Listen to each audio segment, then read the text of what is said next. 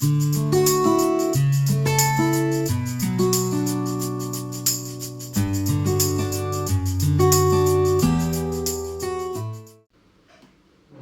me ask you something. How do you react when someone tells you that you need to improve? Do you immediately think, but that's not fair? They don't understand the situation. What about what I did right? That's human nature. Now reverse the situation. You have someone in your team who's consistently making this same mistake. You've noticed it, others have noticed it, perhaps the person hasn't. So you finally decide to give them feedback. You call them in, you explain the problem, and when you finish, they walk away feeling criticized. You walk away feeling frustrated. And nothing changes. That's the feedback trap. We think that because we have given feedback, we have done our job. But feedback isn't successful because it was delivered. It's successful when it creates awareness, ownership, and improvement. And those are three very different things. Imagine you're looking into a mirror. The mirror shows you something you couldn't see directly. Maybe your collar is crooked. Maybe there is something on your face. You don't get angry with the mirror. You fix the problem. That's what good feedback should be. But imagine the mirror suddenly started saying, how could you possibly leave the house looking like that? You would stop looking at the mirror. You would start defending yourself. That's exactly what happens when feedback becomes judgment. The moment people feel judged, they stop processing the message and start protecting themselves. So the first principle of feedback should eliminate the problem, not attack the person. Feedback and criticism. They're not the same.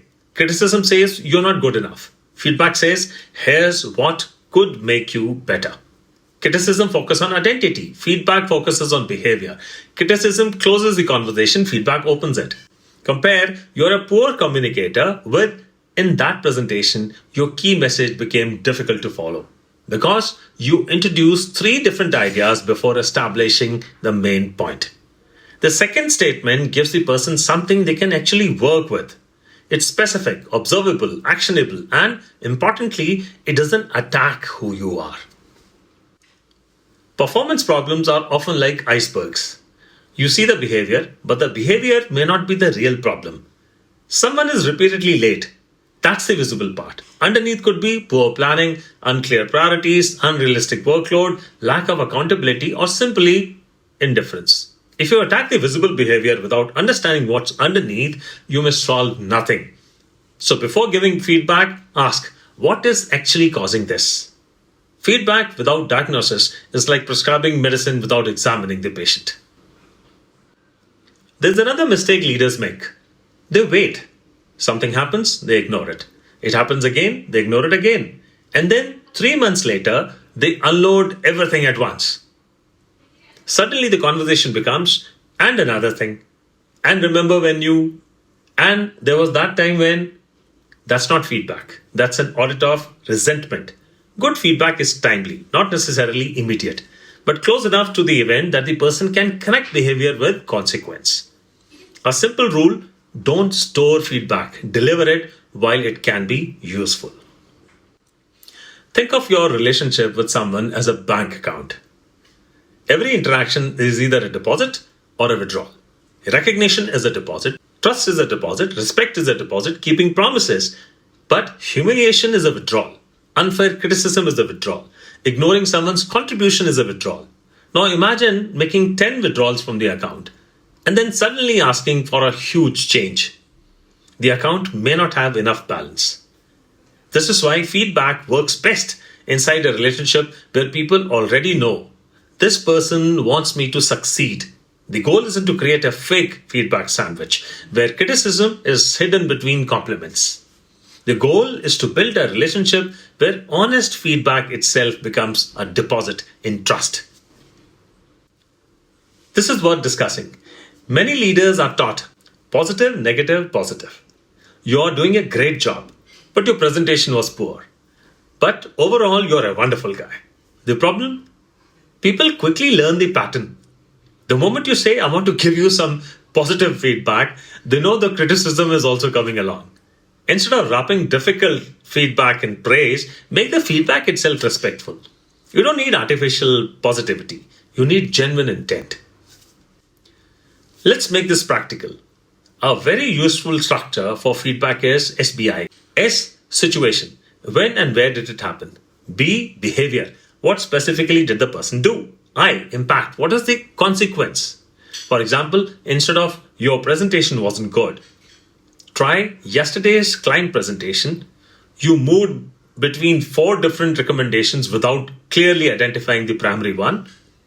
And as a result, the client wasn't sure which option we were actually recommending. SBI. Now the person can understand the problem without having their identity attacked. But I would go one step further. SBI explains the past. Leadership feedback should also help shape the future. So let's add F, forward. Ask, what could we do differently next time? Now the conversation changes. You're no longer putting the person on trial. You're solving a problem together. That gives us SBIF, situation, behavior, impact, forward. And that can become one of the practical tools people remember from this particular episode. Here's another point. Feedback shouldn't always travel downwards. If you're leading people, you need feedback too. And here's where leadership gets uncomfortable. It's easy to say, I encourage feedback. It's much harder to hear, here's what you could do better, especially when the feedback comes from someone junior to you. So ask yourself, can your people tell you something you don't want to hear? If the answer is no, you don't have a feedback culture. You have a feedback hierarchy. And those are very different things. A leader should ideally behave like a thermostat, not a thermometer. A thermometer merely reports the temperature. It's 35 degrees. A thermostat, on the other hand, does something about it. Feedback should do the same. It shouldn't simply report, this is what is wrong. It should help create, here's how we can make it better. That's the difference between observation and leadership. Here's the paradox. The feedback people most need to hear is often the feedback they least want to hear. And the feedback leaders most want to give isn't necessarily the feedback that will help. That's why good feedback requires courage. You need courage to say the difficult thing and humility to hear the difficult thing. Both are leadership skills. Let's turn the mirror around. When someone gives you feedback, try these 3 responses. Don't defend immediately. Say, tell me more. Don't explain immediately. Ask, what did you observe? Don't dismiss immediately. Ask, what would you like me to do differently? You don't have to agree with every piece of feedback, but before rejecting it, understand it. That brings us full circle to episode 32. Listening is what makes feedback possible. Communication is what makes feedback clear. Influence is what makes it accepted, and trust is what makes it safe. That's the journey we have been building. Here's a practical challenge for the audience. Within the next 24 hours, give one piece of specific, respectful, actionable feedback to someone. Not good job, not you need to improve. Instead, what happened? What did you observe? What impact did it have? What could be done differently next time? Then do something else. Ask, what feedback do you have for me? And listen. No defense, no justification, just listen. Before any difficult feedback conversation, ask yourself, is it true? Am I reacting to facts or assumption? Is it useful? Will saying this help the person improve? Is now the right time? Am I choosing the moment because it's useful or because I'm angry?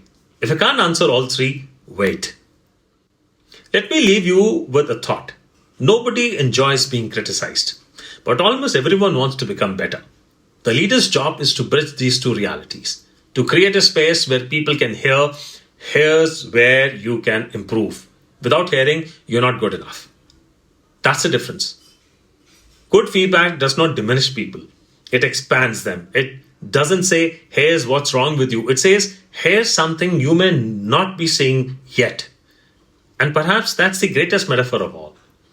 A mirror doesn't change you. It gives you the information you need to change yourself. That's what's great feedback all about. The best feedback does not leave people feeling smaller. It leaves them seeing a better version of themselves. This is Empowerment Architects. Learn, reflect, lead. Until next time, Jai Hind.